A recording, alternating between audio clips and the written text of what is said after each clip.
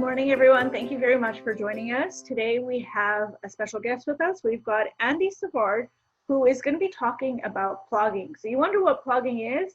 Well, you got to find out. You got to listen in to find out what plogging is. So Andy is, he's been with the hospitality industry for 35 years and worked in various positions from a cook, bartender, manager, and then catering supervisor. He is also a lifelong marathon runner that led him to cross Canada on foot 3 times. As an ambassador for 3 R's, reduce, reuse, and recycle, he saw that impact society is making on the environment, and he took it on himself to run across Canada unsupported and gathered plastic bottles and other containers along his route. Seeing so much food waste and how little restaurants were recycling, it bothered him. From day one, the litter on the side of the Trans-Canada Highway really bothered him. So he started to clean up. He found his happy place. He was never one for publicity or having a sponsorship to help him along the way. This is a passion he has taken on himself, and since then, he has inspired thousands along his journey. People meet him along his route, hold bottle drives to do their part, or to keep our country as one of the most beautiful places around the world. So join us today as we interview Ari. Sorry, did I just say Ari? Yeah, I did. Andy. Andy. Sorry about that, Andy. I'm Fatima. I'm Fred. John. I'm Cyrene. Excellent. We'll bring Andy on board now.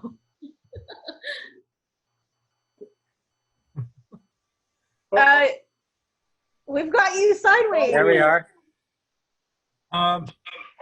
There we go. There we go. Now we can see you. Excellent. Thank you so much, Andy, for being here. And it is very commendable as to what you're doing. So tell us a little bit about yourself. Well, good morning, and thanks for having me. Yeah, like you said, I've been, since 2013, been kind of like a passion, a hobby of mine is to run back and forth across various parts of Canada, cleaning up as I go, meeting new people and seeing new amazing things. So it's been great. And then I balance it out by working and saving my money in the fall and the winter, and try and get out as much as I can in the spring and summer to clean up along the roads. Mm-hmm. So I got a question. Plogging, is that something that is actually, like everyone's wondering what is plogging, but is that something you created, or is that something that is actually a term that's out there? Well, actually, yeah, it's a term that's out there now. I mean, and I first heard about it, I want to say 2016, 2017. A friend of mine from Vancouver sent me a link, and it was based on a group of people in Sweden. So the actual, like, if you go on Wikipedia, for example, plogging goes back to Sweden in 2016. It joins the words to plocka, which is like to pick up in Swedish, and jogging. So they just combined it together to say plogging is like while you're out for a jog, you pick up litter in your neighborhood or in the parks or along the trails or whatever else, and it's kind of just spread from there. I mean, like, it's now being adopted like countries all over the place, and it's become quite the phase. Wow, that's brilliant. I have to say, when I first moved into my neighborhood, I live in North Vancouver. I was running, and I used to pick up a plastic bag with me, and I used to pick up the garbage along the way. And I only started that because I was running. I'm like, wow, there's so much garbage. Why not pick it up? Mm-hmm. I have stopped doing it since, and I don't know why, but I've done it for a little while, and I didn't know it was a thing. I didn't know it was plugging. I didn't know that other people was doing it. And I'm like, maybe that's something I should start doing again. But the only thing that I didn't like about it is that I was picking up garbage in a single-use plastic bag. I would have to figure out a way to pick up my garbage, but not in a plastic bag, maybe in something different so I don't add to the garbage. Do you know what I mean? Yep. I definitely recommend, you can get the mesh laundry bags, in various sizes, like really big ones or smaller ones. And they're great. Number one, they're mesh. You can reuse them, you can wash them, but also because they do have the holes in them. Like if you pick up a can or two and it's wet or has a little bit of liquids left in it, then it won't kind of gather up in your bag. So that's what I use now on my longer road trips. Nice. I like the trick.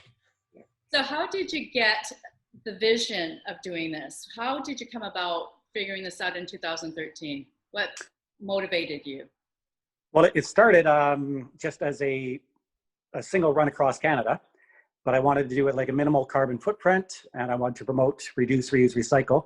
So I didn't have a support vehicle. I didn't have I didn't go into any hotels or anything. I had a solar panels to charge my phone and whatnot.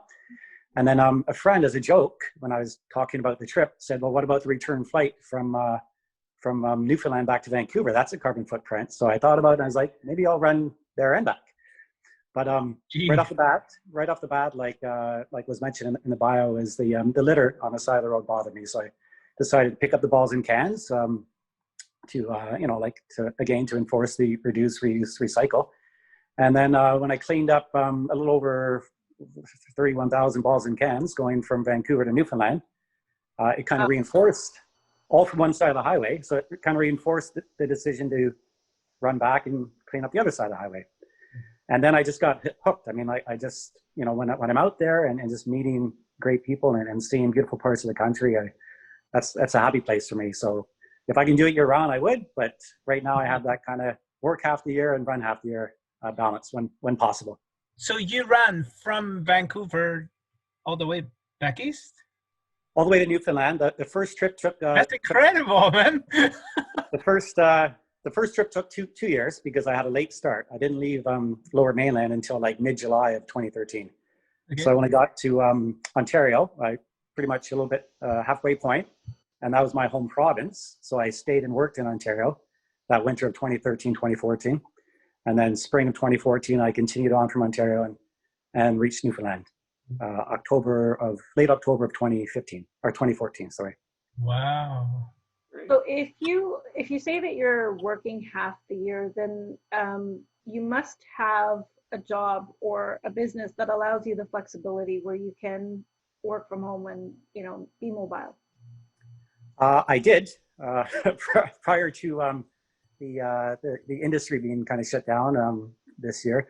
So I worked for a big catering company in Vancouver. And when most people think catering, they think weddings and whatnot, but a lot of our business, majority of our business was from corporate events. So say a big company downtown wanted to have an event for 500, 1,000, 2,000 people. They would typically have them in the fall because, a lot of their employees might be on holidays over the summer. So the catering business really ramps up, or it did anyway, in September, October, November, previous years. But now I'm gonna have to find out something different for this winter because as you can imagine, there won't be any events of 500, 1,000, or 2,000 people. No. Anytime soon. You're gonna get 50 people at max. That's it. Exactly. Yeah. And that's like in a best case scenario if things don't get cut back like they have been in parts of Ontario. I think they're back down to 10 people now. Wow. So I'm pretty sure Chef Fred can relate because he's a chef as well. That's right. Yeah. Yeah. He understands the catering world very well. Yeah. I understand that it collapsed completely. Exactly. Completely. Yeah. Oh well. So you just came back from Whistler? Yes, that's right. I did. Once I realized I couldn't go across Canada this year, because in April the plan was to fly to Newfoundland, where I have my camping gear and a buggy and everything there, and then I was going to run back to Vancouver, and that would have been cross Canada trip number 4. Wow. But in April, I mean, travel between provinces was definitely frowned upon, and I think even Newfoundland shut down the ferry back to the mainland unless it was like essential travel. So I could have been stuck in Newfoundland, or I could have been stuck in another province, or I would have had to maybe isolate every province I crossed into. So I decided instead of going across Canada, I would just do several trips throughout BC. So I began with a 2-week trip up to Lillooet and back, actually, in late April, early May. And then I did a tour of the Okanagan in June. Late July, I did Sunshine Coast. And then I had such a good time and connected with great people up in Whistler, Pepperton area. So I told them in the spring that I would come back for a fall cleanup. So I just finished that last week. Wow. Excellent. That's pretty cool. And you I were mean- biking or you were running? Running. I run everything, and I push along a little baby jogger. Oh, I see. Okay. So that has my tent and sleeping bag and food and water and everything. And then I have hockey sticks extending off the baby jogger, and that's what I hang the mesh bags over, and that's where I can load up on all the litter that I'm cleaning up as I go. Nice. So and go ahead. what would be your message to us who lives in BC, who travels to Whistler quite often, you know? Because you must have seen a lot of, I don't know, if maybe there's a lot of garbage along the way, maybe not, I'm not too sure. But what would be your message to us who drives there quite often? Just very simply, just keep it in your car. Keep a little plastic bag, or not plastic bag, sorry, keep some sort of a reusable bag to put your food waste, put your single-use cup waste, coffee, cans, whatever else. Keep it in your car until you get home or until you get your destination, and then dispose of it properly there. I think too many people, it's kind of like out of sight, out of mind. They want to keep the inside of their car clean. So if they have a little bit of trash and they figure there's lots of space out there, and if nobody's watching, they'll just roll down the window and toss it out. And yes, unfortunately, from what I've seen, the road up to Whistler is one of the dirtier parts of Canada for sure. And that's a hard thing because most of us is going so fast along that that highway that I don't see any garbage. It's when you slow down, like what you do when you slow down. Along, Exactly, yeah. everything in the ditches and so forth. But my question was, when you're gathering all this stuff, it seems like you're gathering a lot of stuff, right? So what happens when you fill up before you get to the place where you need to unload? Like, what do you do when you get so much? Do you just kind of like you stop and then you just get to the next town or whatnot and throw it into the recycling bin, or how do you kind of change up your supply? Well, I do have, I always try and unload wherever I can, whenever there's a roadside turnout or a scenic lookout with garbage bins and recycling bins. Even if my bag's only half full, if I pass one of those, I'll definitely unload because you never know how much litter you see around the corner. But there have been times where I've had to, tie everything up in a recycling bag or in a compostable bag and leave it at maybe an intersection or like a little area where cars can pull over. And then I'll often post it on social media or even contact a few people I know in the area and just say like, hey, I had to leave a bag here. Like, can you grab it next time you're driving by? And that usually helps as well. Wow. Oh, that's cool. Good idea. And do you ever pick up like big items like tires or TVs, shopping Mattresses. Sofas, beds. Yeah, unfortunately there's lots of that out there as well, and brings up an interesting point about the difference between plogging and the term picking. For example, there are a lot of people locally that will do a weekly cleanup of their neighborhood, but they'll be very thorough. They'll call it picking, and they go in and they get everything, from deep out of the kind of off the highway and maybe hidden behind some trees, and that's where you would find bigger items like that. And they'll work together as a group, and they'll often have the cooperation with the municipalities, where if they bring everything out or come by in a pickup truck and bring it to a certain spot, then the city will take it from there and pick it up with their trucks and dispose of it properly. Right. Whereas plogging, you're kind of limited. Obviously, if you're just running by yourself and you have a small bag, you'd only carry so much. I can carry a little bit more, like maybe up to 400 or 500, bottles, cans, and various other items as I'm pushing on the baby jogger before I have to unload somewhere. So I guess you could actually tell somebody that, look, there's a mattress or a sofa or exactly, a shopping trolley somewhere and it needs to be picked up. Yeah. How about along your journeys? I mean, where are you staying? Are you camping on the side of the road? Or are people hosting you? And because you're gaining a loyal following as well, right, Andy? So kind of how does that kind of work out? People reaching out to you and kind of helping you along the way? Very good point, because I always started with a tent and a sleeping bag idea, and I would just find a spot, hidden behind some trees somewhere, not too far from the highway, where I can pitch a tent and not be bothered for the night. But now that I have crossed Canada 3 times, I know people in every province. So it's usually not more than a week to 10 days before somebody's like contacting me and saying, hey, we have dinner ready for you and a warm place to sleep. So that's kind of nice too. That's cool. Awesome. What has been your favorite run or journey that you've gone on? Oh, yikes. I would say last year's cross Canada trip was probably my favorite, because I started in April in Vancouver Island, and last year was the first time I made it coast to coast before winter hit. So it was the first time I made it across in one go, which was a bit of a challenge for me.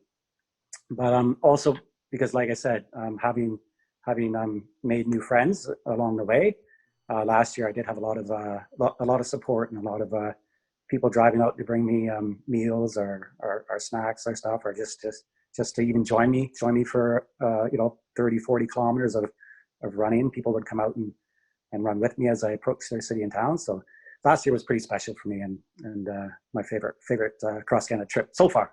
Mm-hmm. Hopefully next year will be an even better one. Have you had any memorable opportunities or interviews that you've come across? Yeah, my very first trip, I kept, I was running under the radar, so to speak. I didn't really contact press or anything else. But on my second trip coming back, a friend in St. John's, Newfoundland, contacted CBC on my behalf, and they started following me. So I had a few great radio and television interviews along the way. But I think more so than that, I really liked the fact that I know quite a few teachers coast to coast, and they've invited me to come and speak to their schools as I'm running by. And that's where I really get a good kick out of sharing my story with the younger generation. So that was always special. Yeah. That would be very empowering and inspiring. That's for sure, Andy, because I don't think that a lot of people get it, mm-hmm. or recycling or picking up garbage. Yeah. The younger generation, they know about it. They're growing with it. Yeah. And that's what I like about it, because it's normal for them to recycle. It's normal for not littering. It's normal to accept everybody the way they are. It's normal to, which is a great way to look at where the world is going. Mm-hmm. But, we still have a long way to go, because you're still out there picking up stuff. So that means there's still people out there who are not, taking that action to be more aware of what they're doing and how impactful they are to, whether either positive or negative. But, we all run. I mean, we all walk or we run. And, I see stuff on the side of the road. Like we're seeing, unfortunately, like now with what's going on, I see masks, I see gloves, I see things on the ground. But, it's like, again, like what Fred is saying, do I go out there and just run for the sake of doing that stuff? Because it is like, I need to wear gloves to pick up that stuff as well. And, it becomes almost like it's more than just a single person. It's more like it's got to be like a community thing where you got to go out there and kind of watch after your own block. So, but it's good that you mentioned to me before that you do these kind of, when you do reach certain destinations, you have like people that come out, whether they're, I think you said the mayor or something, or somebody that comes out to kind of do kind of like a awareness day or something like that, or a cleanup day? Well, moving forward, I would like to do that more and more, especially on my next cross Canada trip. I would like to contact the communities, a couple of days before I'm going to get there, and just say, hey, as I'm passing through your town on whatever, say it's like July 3rd, come on out and join me, or just even clean up other parts of the area, even if it's not coming close to the highway. Just get more people involved. But I think more and more each year, you do see community cleanups. You see people out there volunteering, out in bottle drives, and cleaning up the local roads and parks and whatnot. And I think that'll eventually turn the tide. Like even if there's only 2% of people who drive do litter out their window, there's 16 million people with their driver's license in Canada. So that's 2% of that is still quite a lot.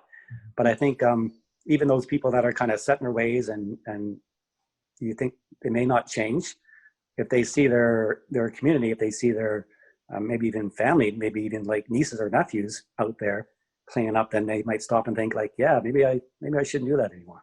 So hopefully we're heading in the right direction. We're actually sort of coming to an end. if you guys have any last words that you'd like to say or mention. So before we say anything else, Andy, are there 3 tips that you can share with someone that is wanting to start out? To start up with plogging, or Yeah. This year more than ever, I mean, wear your gloves, and if you can, use one of the little claws or little garbage picker uppers to pick up the balls and cans or masks or whatever else that is out there. Do it with like a friend or a family member, and get kids involved if you can. Get them sort of in the habit of when you're out there kind of cleaning up your neighborhood. Get them excited about it as well. And just spread the word. I mean, like share if you clean up your neighborhood, if you cleaned up a little bag of garbage from a certain park, just share it on social media. Maybe people will see that and they'll do the same in their neighborhood. Or maybe those people that actually littered in that park will see that and be like, oh my God, I got busted. I better not do that anymore. And I think, like the plogging is like I said, it works for me, and it's my kind of happy place, and I want to keep doing it. But the overall message, which a lot of people are sharing around the world now, is cleaning up is one thing, but reducing the amount of single-use plastic and everything else is definitely the key moving forward. So that's a whole other topic. Excellent. Well, thank you so much. Any of you, do you guys have anything that you'd like to say or add before we? Anya, I just have a quick question. With your mission, you said you wanted to go to schools and share your vision. Yeah. But is there anyone you want to partner up with? Who do you want to reach out and say, hey, let's work together in a big way? Is it a recycling depot? Is it like trucks? Like who would you love to partner up with? You know, that's a good question. I've never really given that thought as far as like one big partner like that. I've always found that what works best for me is sharing the word, like one person, one family at a time. I mean, like one of my favorite stories is on my first Canada trip. A couple weeks after I stayed with somebody in Calgary, who I just met really that year, they sent me a message on Facebook. I was a couple 100 miles down the road, and they're like, hey, like since you pass through town, now every time we go and walk the dog, we bring a bag and we clean up our neighborhood. So thanks for doing that. So I think that is huge for me. It's just I think just the people, the little people, collectively can make the big difference for sure. Excellent. Thank you. Excellent. Thank you so much, Andy, for coming on. It's very inspirational as to see what you are doing and to see how you're actually making a difference in our world and for our future generations. It's not just for us, but it's more so for our future generations. So thank you for doing what you do and keeping our planet, or our country, I should say, beautiful. Thank you. Thank you for having me. If you want to get in touch with Andy, we will have all of his links and his connections posted, so you will be able to contact Andy if you want to connect with him and do some blogging with him. Anyways, thank you very much for joining in, and have a wonderful day. Bye for now. Thanks, Andy. Thanks, Andy. Thanks. Great seeing you all. Take care. Have a great day. Take care. Bye. Bye.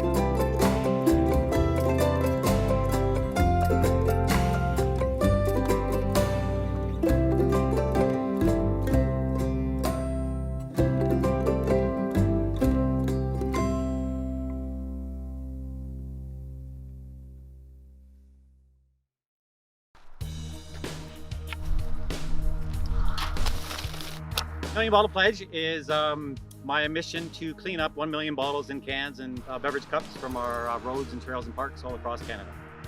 The new kid on the block for littering. We're everywhere, unfortunately. Right now I'm doing a sea to sky highway cleanup. Backcountry, Squamish. The naysayers may say what I'm doing is a drop in the bucket. I like to think more positive, and that it's a little bit inspiring when somebody does see me cleaning up their local neighborhood, then that gives me a little hope that we're headed in the right direction. When the bags get full and I get a little overloaded, I'll reach out with like local people that will help me out, and they'll come along and pick up whatever I leave. I'll try and separate the garbage from the recycling so it's a little bit easier, and then that way I can keep going and focus on the roads ahead. Favorite part about doing this is the awesome people I meet coast to coast.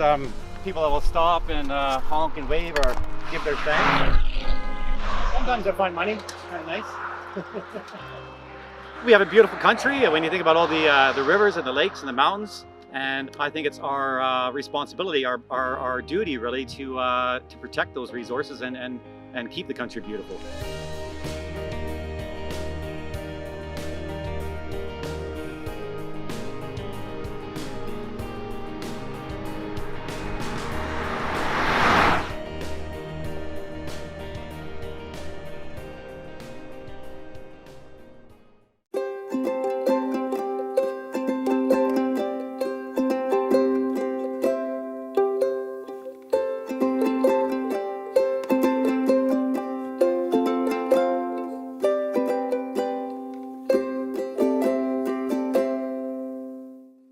Good morning, everyone. Thanks for joining us today. We've had wonderful weather here.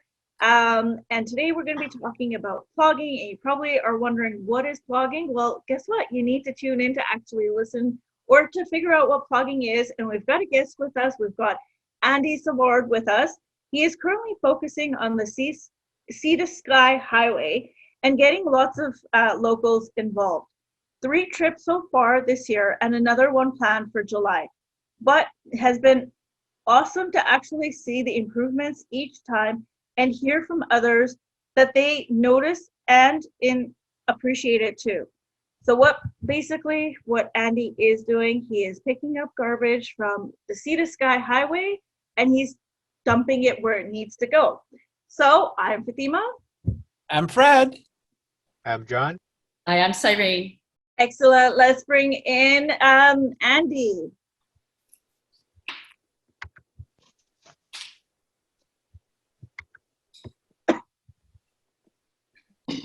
Sorry, it's coming. We do have him here. This is what happens, when we have technology. He's probably picking out some garbage. There you go. Andy? Go that way. There we go. There you There go. we go. Thanks for joining us, Andy. And how are you today? I'm doing great, thanks. Let me just make sure I got this lined up there. Good. I'm doing this on my phone. Okay, there we go. How's that? Perfect. So tell us a little bit of what you do and why you're doing it.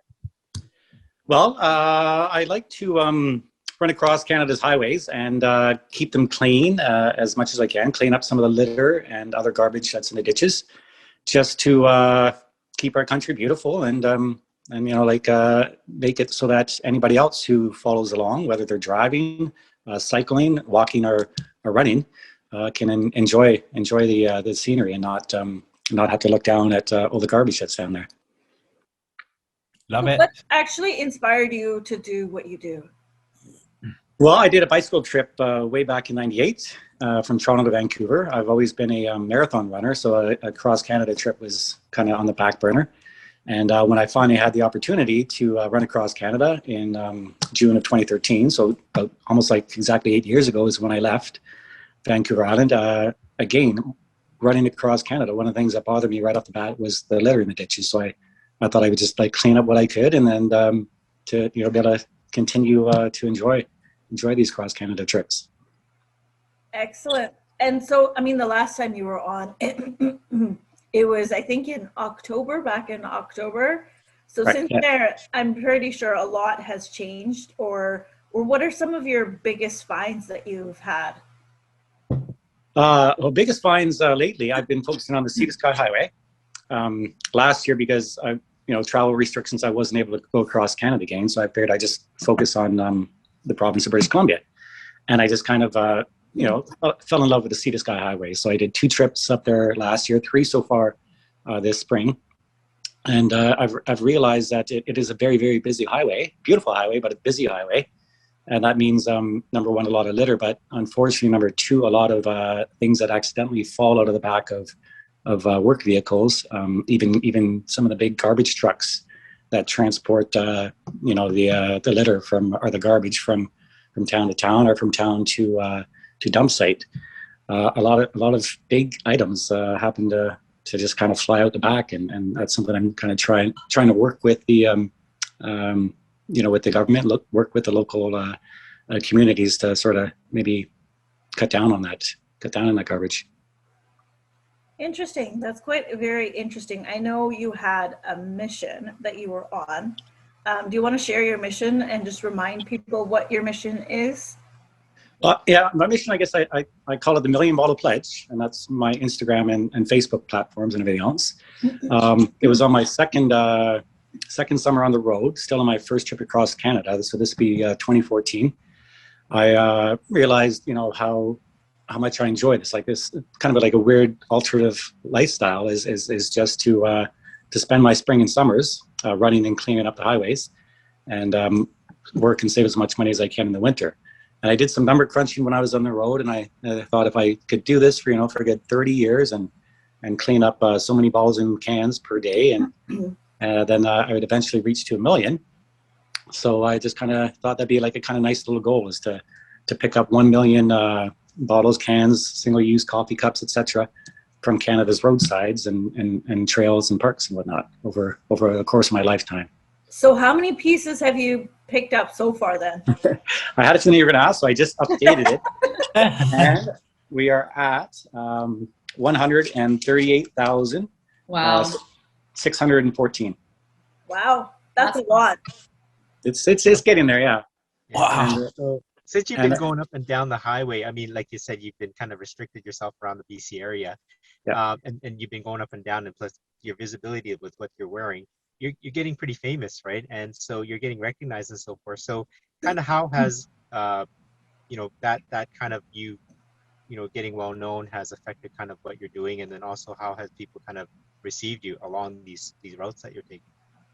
Well, that's the thing. Like a friend of mine in Pemberton said, like when one door closes, another door opens. By not being able to go across Canada, and by running up and down the Sea to Sky Highway so many times this year and twice last year as well, the commuters, the locals, they all know me now, and they appreciate what I do. They get out and help out when they can, or even clean up other areas of the, maybe not necessarily on the highway, because it's not all that safe for just anyone to jump out there unless you have your high vis vest and everything else. But for example, there's a Facebook group called Squamish Ploggers, and I kind of got in touch with them. And there was one area around Brackendale where there's the highway, and then there's a bike path, and a big ditch in between, which I noticed on my last couple of trips was just, had a lot of litter in there. And I knew it was going to take me a really long time to get that out. So I reached out to them and I said, hey, like, I'm going to be back up there again in June, or I was just up there last week. Is there any chance, one of you guys want to come out and help me? And the admin, her name is Heidi, she actually said, you know what, we're going to take care of it. So when I got to that area, which was bad, when I was up there in May, I was, kind of hesitant whether or not it was going to take me all day to get this cleaned up, but it was already clean when I got there, which is great. So it's that's brilliant.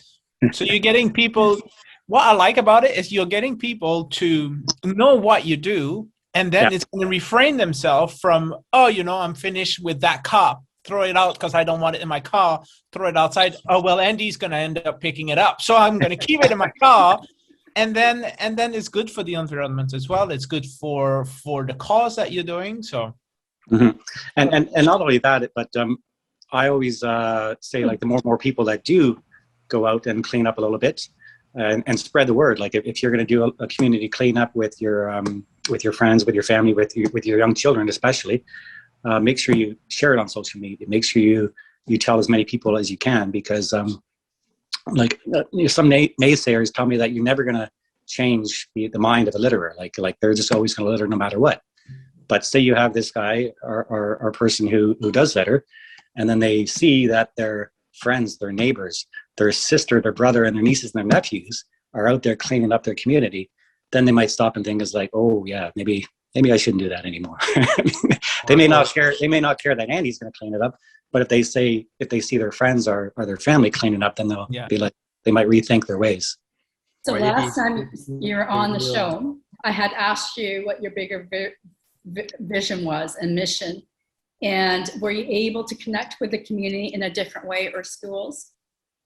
Not as much schools as I was like normally if I went across Canada, like on the last trip in 2019, I had the opportunity to speak at, I want to say 4 schools that year, three like kind of like younger classes and 1 high school class.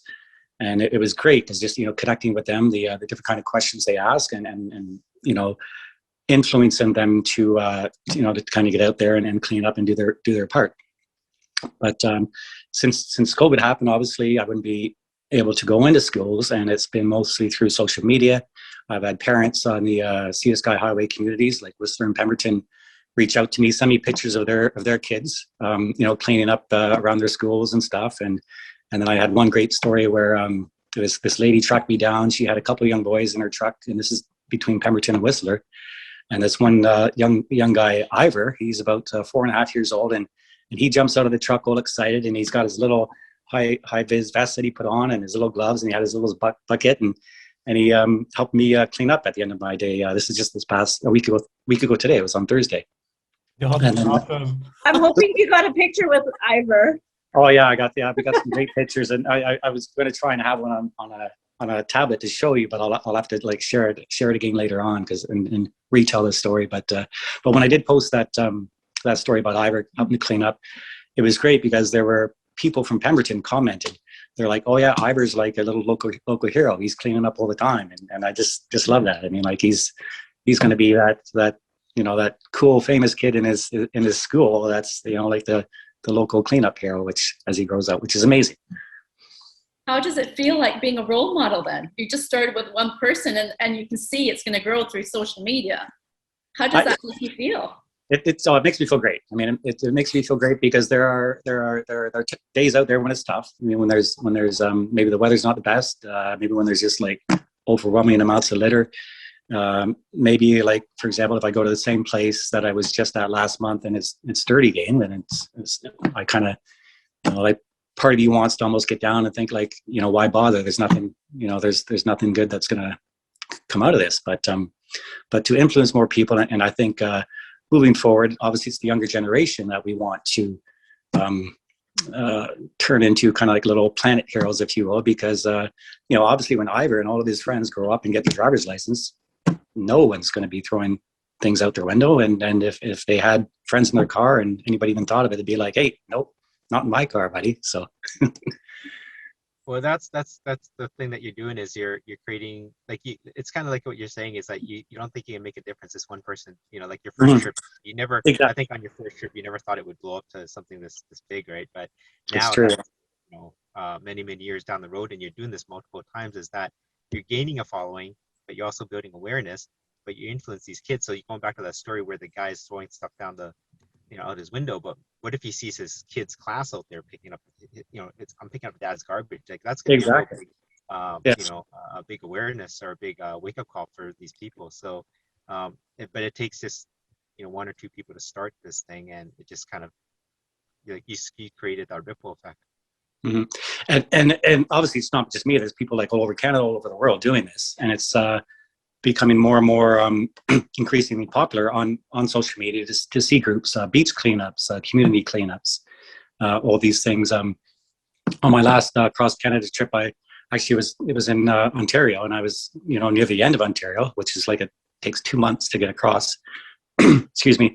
And I was having a pretty tough day, but then a lady kind of shared my story on Instagram, and she had all these followers, and then more and more people came out and saw me that day, and it really helped. And one couple, they brought me some fruit and vegetables from their garden, and we had a great conversation about this and about the fact that there are more and more cleanup groups getting involved, ploggers and all these things. And the gentleman, he mentioned, like lately it's cool to clean. It's becoming like it's becoming a positive thing to get out there and clean your neighborhood, clean your beach, clean your park, clean around your school, whatever. So it's becoming more and more popular, and I think that's just amazing. What is your most memorable day that you've had while picking up food? Oh God, there's I'm just there are so many each and every year. I mean, like I think that one I just mentioned back in Ontario, excuse me, was a memorable one because it was a tough day. There was a lot of litter in this one stretch. That the shoulders were really bad to run on, and it was a difficult day. And I was actually looking at the map to see if I can skip out of Ontario and just get into Quebec, just to have Ontario done. But this lady like who had been following me on Instagram happened to drive by, and then she stopped and chatted, and just every time somebody stops and chats with me, it just kind of raises my spirits a little bit, because then I'm like kind of sharing the story, and it makes me feel a little bit better. And obviously seeing the appreciation from that person helps. But then like she thanked me and drove on, but then she stopped in her car and did a little Instagram story. And like I said, she's, like, I guess an influencer on Instagram. She's got, thousands and thousands of followers. So then once that happened, of course, my following started growing. And then, there were more and more honks from the people in the area at the time. And then people were, like I said, pulling over and chat with me and bring me food and everything. So that's just one example. There have been times like even on this more recent trip in the Sea to Sky Highway, where I would just be maybe having a bad day, and then I'd go around the corner and there'd be a card. There'd be a card in the ditch, like kind of like hidden beside a rock or something. And I'd be like, and I go up and my name would be on it, and it'd just be like from some anonymous person, be like, thank you for being awesome. And inside the card, there'd be like a gift card for a restaurant in the next town or something, so there's a lot of little things like that just sort of turn like kind of like a tough day into a fabulous day. And it always seems to happen at the right time. It's pretty amazing. That is amazing how the universe brings all these little miracles. And like as you mentioned, if one door closes, another one opens, and what you're doing is phenomenal. It's like so huge. It's bigger than yourself. It's bigger than everyone combined. It's pretty miraculous as to what you're doing, and so it's nice to see that people actually appreciate that. Mm-hmm. Yeah, it's great. I mean, and that's definitely what keeps me going. I mean, that's why I'm hooked, even on the Sea to Sky Highway thing. I want to go back every month now, because I get like so much local support up there, and so much appreciation, and I think if I keep the momentum going, that's something I don't want to stop. I don't want to for example, I'm not going to not go up to the Sea to Sky Highway for 2 years. I'm going to make sure at least twice a year, even if things fully open up and I go across Canada again, half of Canada this year and maybe half Canada next year, I'll still include Sea to Sky Highway, because it's so close to my heart now, and close to my home as well. Yes, and it is a nice highway. It definitely is a very nice highway with like all the water. It's beautiful. So I mean, for people who haven't been, and once it does open out, it is definitely a highway that you want to check out. Mm-hmm. Yeah, and that's another thing that's kind of one of my goals now. I talk about how I've switched from the long-term goal of getting the 1 million bottles in cans from off Canada's roads and trails. Short-term goal is to make the Sea to Sky Highway one of the cleanest highways in Canada, and that was a pretty big challenge, because it was pretty dirty when I first when I first ran up there, but it's definitely getting there. And I envision, this may sound a little crazy, but I envision the communities, Whistler, Pemberton, Squamish, being able to publicly say, is like, hey, we're welcoming the rest of Canada, and eventually we're welcoming the rest of the world up this beautiful highway. But we don't want to see littering anymore. We don't want to see things falling out of the back of the trucks anymore. And that's where hopefully I've been in touch with the with the local RCMP and a few other government agencies, and hopefully we can sort of figure out a way to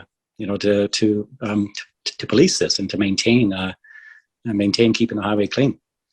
Yeah, that's awesome. Like, you're just bringing people to just have more eyes on the road, really. Like, exactly, yeah. On the area, so that if people are watching, and people know that people are watching, and they're you're going through the stretch of highway that the whole community is watching out, and it's the signage, and there's like encouragement to not do that. Mm-hmm. Be more, you have that second thought, right, of just letting things out the window and just leaving it. And it's an interesting point you brought up about more eyes on the road and things like I'd say like a good 90% of the drivers typically wouldn't even glance at the ditch. Obviously, you're focused on the road. Passengers might be focused on the scenery. It's such beautiful scenery.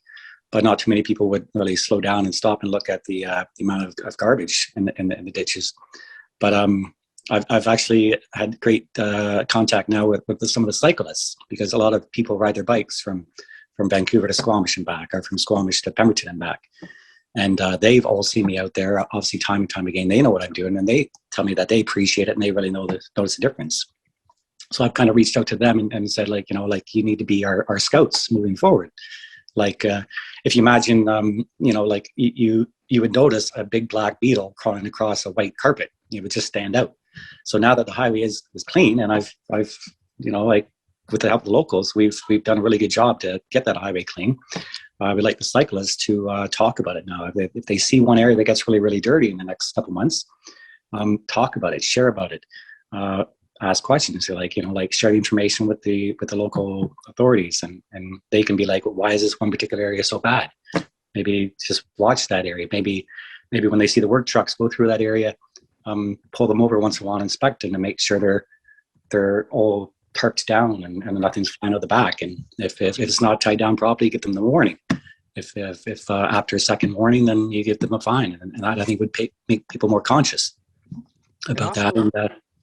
And so, I think the police and the authorities, actually, if you see someone littering, you may not be able to catch them, but if you get their plate number, and you pull them over, if they get multiple infractions, when the police does catch up with them, it's kind of like running a red light or talking on the phone. If you have that reoccurring record, when they eventually catch up to them and they have, you've actually been called on 10 different times, that's where, they're going to be a little bit more tougher on them. So yeah, do not, put aside that if you do see people doing that and you don't have the time to do something, just, make a note of it.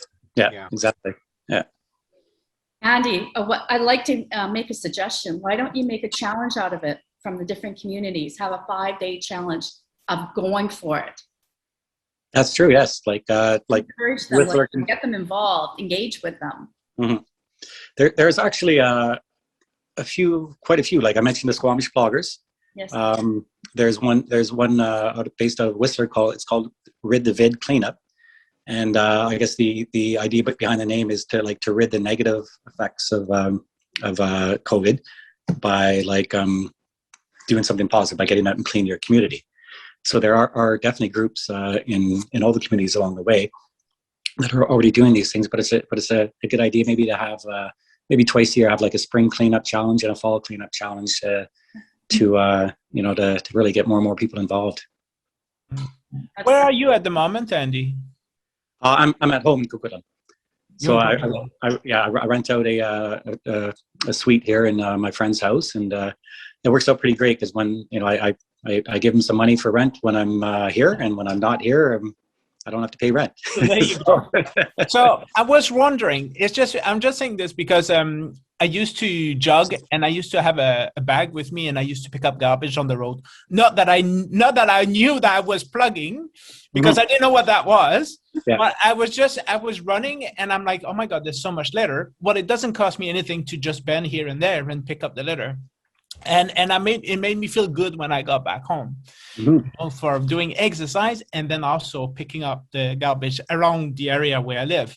So I was wondering if there's a place where when you're closer to us, like around Squamish area, things like that, where we could maybe all be together, the 5 of us, and give you a hand. Oh, for sure, yeah. Like anytime I'm up the Sea to Sky Highway, I can let you guys know my kind of route and ETA on certain areas. I think it'd be great to just get all together, see what you do, and then make the message even stronger. Yeah. That'd be a great idea, and I have done local kind of plugging it as well here. I get much more appreciation up in the Sea to Sky Highway, because I think it's when you're in the city, it's